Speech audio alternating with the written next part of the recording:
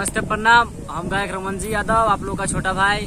तो देखिए आज थोड़ा मौसम अच्छा है, हवा चल रहा है और बारिश का मौसम है। तो आज हम लोग आए गाछी में घूमने। ये मेरे गांव का गाछी है, ये बास्तेपुर के ठीक सामने पे गाछी है।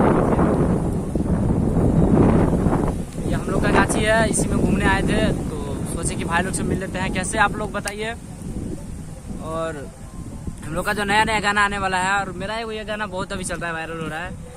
अब प्यार वाला रोग में तोहरे वियोग में धरे लगे हन बेमारी गे जान।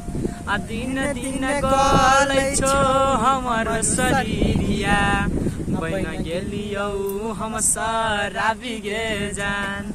तो ये गाना को इतना प्यार दुलार दिया आप लोग, इसलिए काफी अच्छा रिस्पांस मिल रहा है। इसी तरह से हम सब भाई को सपोर्ट करते रहिए और आगे बढ़ाते रहिए। देखिए मेरे साथ है मनोज प्रेमी, इन भाई का भी गाना अच्छा आता है। तो जो इतने भी आदमी है हम लोग को, दोनों भाई को देख रहे हैं, प्लीज इस चैनल को सब्सक्राइब कर दीजिए, लाइक कर दीजिए, कमेंट करना बिल्कुल नहीं भूलिएगा। हाँ, और बेल आइकन दबाना नहीं भूलिएगा, क्योंकि नोटिफिकेशन जो है सबसे पहले आप तक पहुंच जाए।